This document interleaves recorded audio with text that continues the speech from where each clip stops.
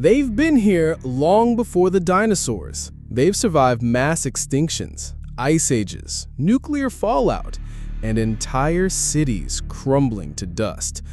Cockroaches, the ultimate survivors. But what if they didn't just survive? What if they evolved? Now, imagine this. You wake up in the middle of the night. You hear a low, rhythmic tapping on the kitchen floor. You flip on the light, and standing in front of you is a creature the size of a Labrador. Its antennae sway in the air. Its shell gleams like polished armor. Its legs, each as thick as a broom handle, end in hooked claws. It doesn't flinch. It watches. A nightmare? Maybe, but not impossible. This is a world where cockroaches have grown to the size of dogs. And while it may sound like a horror movie, such a transformation would shake every aspect of life on Earth, biologically, socially, and ecologically. To understand how, we first need to ask, why aren't they that big already? The answer lies in physics. As a creature increases in size, its weight grows faster than its surface area. A cockroach 100 times longer than normal would weigh roughly 1,000,000 times more. But their exoskeletons weren't built to carry that kind of mass. And yet, nature has done it before. During the Carboniferous period, around 300 million years ago, the Earth's atmosphere had oxygen levels as high as 35%, compared to 21% today. This allowed for the existence of massive insects, including dragonflies with wingspans over 2 feet. Oxygen didn't just help them grow, it kept them alive. So let's build the scenario. A massive spike in atmospheric oxygen, perhaps triggered by aggressive reforestation or artificial geoengineering, combined with a freak genetic mutation, possibly triggered by exposure to experimental chemicals or a breach in a biotech facility. The result? A new strain of cockroach begins to grow fast. Within a few years, the first populations emerge. They're larger, stronger, smarter. Their armor-like shells resist blunt force. Their mandibles can chew through rubber, plastic, even wood. They aren't just pests anymore. They're predators. It begins quietly. Reports trickle in from Southeast Asia. Strange creatures in storm drains, half-eaten animals, sightings dismissed as hoaxes. But then come the videos. Grainy footage, screams, moving shadows, and then silence. The government finally confirms what many feared. It's real. Something escaped containment. At first, the creatures avoid humans. They're cautious, nocturnal, fast. But their instincts remain. They search for warmth, moisture, food, the same things ordinary cockroaches always craved. Only now, their search tears apart walls, rips through ventilation ducts, flips dumpsters. In a single night, a kitchen becomes a battlefield. Scientific teams are dispatched, cameras roll, biologists study what they can, but the results are worse than expected. These creatures haven't just grown, they've adapted. Their sensory organs are off the charts. Their antennae detect vibrations from over 30 feet away. Their armor, now a dense composite shell, shrugs off heat, pressure, and even small caliber gunfire. But the most disturbing finding isn't physical, it's behavioral. They work together.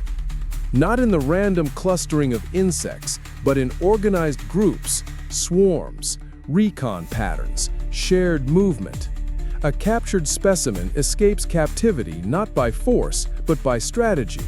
It uses a trash bin as leverage, climbs over a containment wall, and slips into a ventilation shaft. It's not just reacting, it's solving problems. From there, they spread fast. Sightings emerge in Europe, then South America. They follow transportation networks, cargo routes, subway tunnels, abandoned railways. Urban decay becomes their highway system. They don't need nests, they're mobile, and they're everywhere. Traditional responses fail. Insecticides have no effect. The creatures have developed toxin resistance and can close their spiracles, the openings they breathe through, to shut out gas-based poisons. Fire drives them back, but rarely kills them. Their pain responses are delayed. Their reflexes are faster than ours. Governments authorize special urban biodefense units. Heavily armed patrols guard infrastructure. But even these forces are limited. Their objective isn't extermination, it's containment. Cities install sound-dampening barriers, odor filters, and electromagnetic repulsion fields. Homes are redesigned with airtight seals, vibration-diffusing floors, and chemical masking systems. Engineers refer to the process as biofortification. Meanwhile, the biotech world turns to innovation. Researchers study the creature's armor. Tough, light, heat-resistant. It's stronger than Kevlar and far more flexible. Inspired by this natural design, they develop new synthetic materials for drones, body armor, and even spacecraft. But not everyone is focused on defense. On the black market, scavengers sell cockroach shells, claws, even tissue samples. Some corporations sponsor private retrieval missions, seeking genetic material to weaponize or reverse engineer. And then comes the tipping point. In a city on the West African coast, the power grid goes down. For hours, there's no communication. When drones finally arrive, they find crumbling buildings, hollowed-out streets, and no survivors. The camera footage shows the aftermath. Walls ripped open, utility lines severed, supplies stripped. No human remains, only claw marks and silence. The creatures are no longer isolated. They're moving in numbers, controlled, silent, focused. Not just scavengers, a swarm. Researchers issue a warning to the global community. These organisms may be entering a collective phase. They behave like a hive without a queen, decentralized, intelligent, evolving. And worse, they're learning. For the first time, the question changes. It's no longer, how do we stop them? Now it's, are we still the dominant species on this planet? 2 years later, the world is transformed. Giant cockroaches are no longer an isolated phenomenon. They've been declared a global ecological crisis. The United Nations forms an emergency council on biothreats, tasked with a single goal: contain the uncontrollable. Attempts at eradication fail.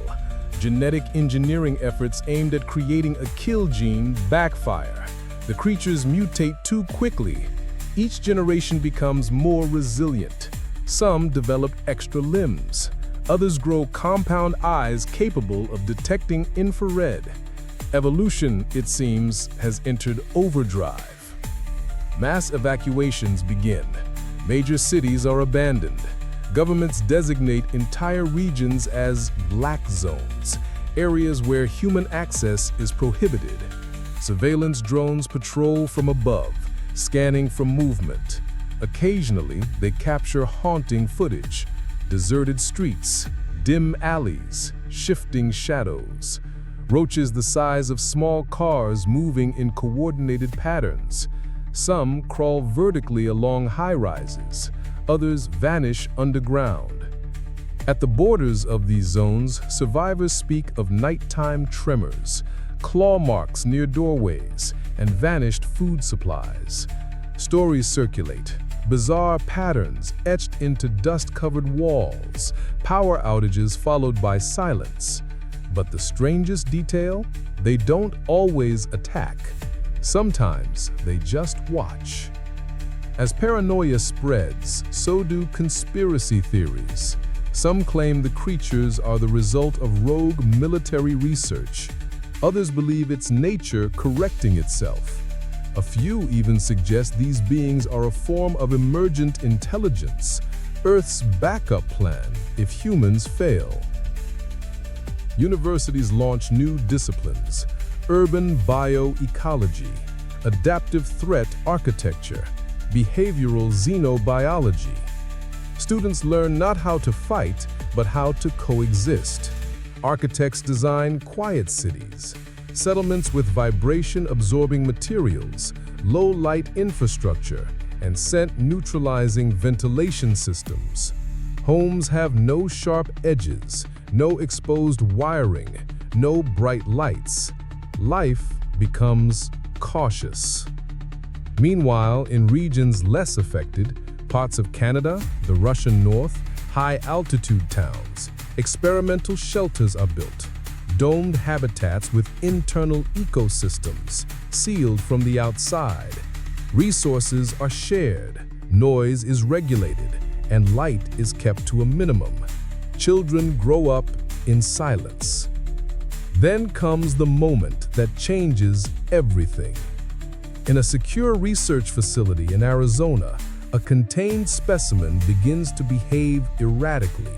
It stops eating. It paces. It drags its claws across the ground in straight lines. At first, it's dismissed as stress. But then, over several days, the marks begin to repeat. Spirals, grids, geometric patterns. A researcher connects the dots. It's not random. It's communication. The revelation shakes the scientific community. If this behavior is intentional, if these creatures are capable of symbolic thought, even at a primitive level, the implications are massive. They're not just surviving, they're trying to interact. And for the first time, humanity asks, what if we're no longer alone in our dominance of Earth? Panic begins to give way to something deeper: resignation. The balance of life on Earth has shifted. Ecosystems have begun to reorient. The presence of these creatures is no longer an anomaly, it's a reality. In some regions, they've become apex scavengers. In others, apex predators. In either case, humanity is adapting or retreating. Governments deploy drastic measures.